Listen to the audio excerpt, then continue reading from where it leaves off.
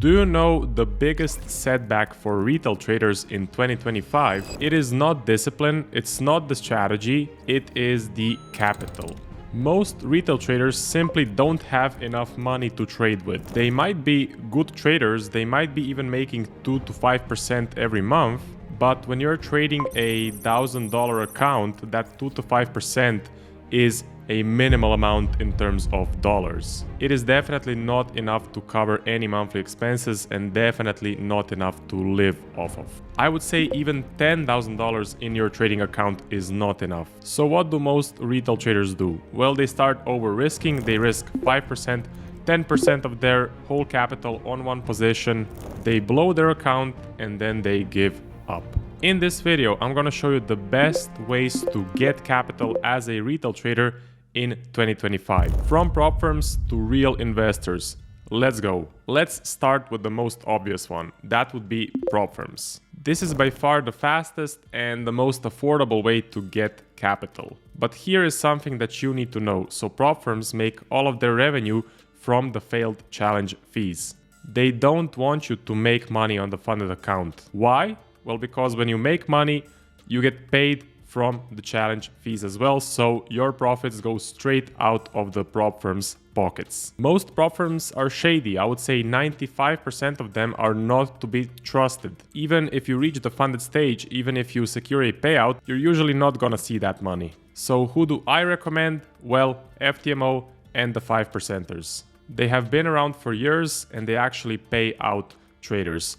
They also don't have these shady and hidden rules. You are paying a bit of a premium, so yes, FTMO and the 5%ers are a bit more expensive than other prop firms, but it's worth it because if you make money on the funded account, you will actually get a payout. Next up, we have something for the more patient traders. That is Darinx Zero. So it takes some time to build an actual track record. It takes a couple of months, maybe even 1 to 2 years, but in the end, it's definitely worth it because you get allocations straight from Darinx and you get access to real investor capital. That's the key difference between Darinx and prop firms. With Darinx, you're trading real investor money, so Darinx wants you to win. Prop firms, you're trading demo money and they want you to lose. They want to get your challenge fee. Another big difference is with prop firms, you usually get a 90% profit split.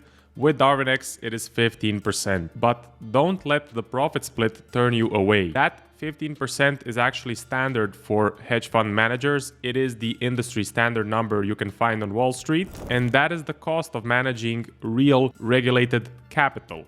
So Darinx is a more long-term game than, let's say, FTMO. But there is a much higher chance that Darinx will be here in the next 10 years compared to prop firms. If you want my advice, even if you're doing prop firms right now, you can definitely start working on your Darinx track record in the background. Trust me, it's worth it. It will pay off later. Trading multiple prop firm accounts with your personal account can be a massive hassle. A trade copier will save you both time and money. I personally use Traders Connect. It is by far the fastest and the most efficient trade copier in the retail trading space. So what I personally do is I have my IC Markets account, my personal broker account as the master account, and then I have a couple of slave accounts for FTMO, 5%ers, or my Darinx account. I love using the platform. It is extremely fast. And if you have an issue, their support is great. You get an instant response and any issues get solved pretty quickly. So if you're looking for a trade copier, this is the best one in the game. Definitely click the link in the description of this video and check it out. The third way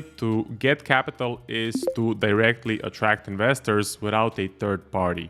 Now, this is pretty hard to do, but if you manage to achieve it, you can get a lot of capital and you can get an even better profit split. There are two things that you need. First one is a strong track record with a solid return to drawdown ratio.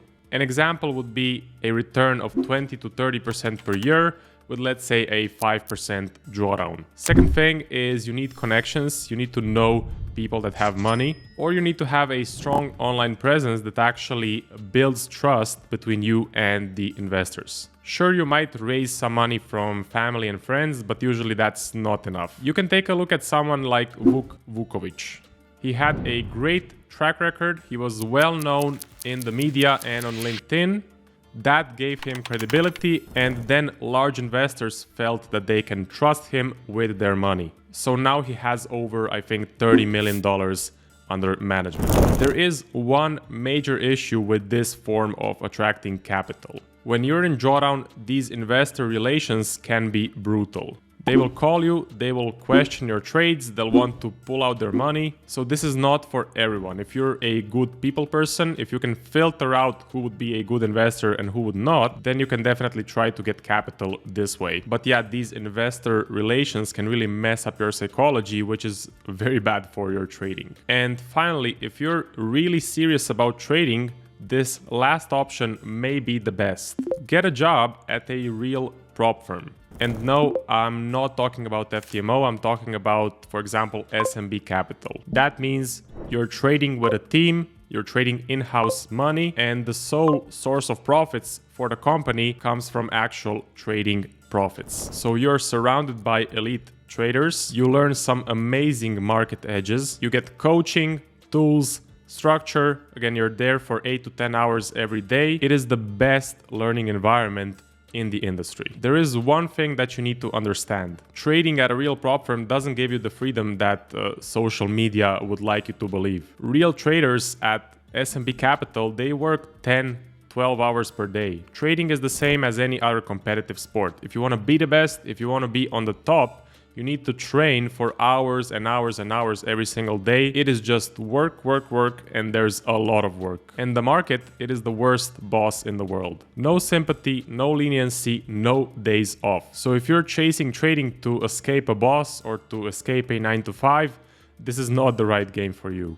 You should only pursue trading if you really love it, and you should only get a full-time job at a real prop firm if you can fully commit, if you have those 8 to 10 hours of energy to put into trading. So you should only commit to even starting to trade on your own or starting to trade at a prop firm if you truly love the game and if you can commit hours and hours and hours of research, backtesting, psychology work into this game.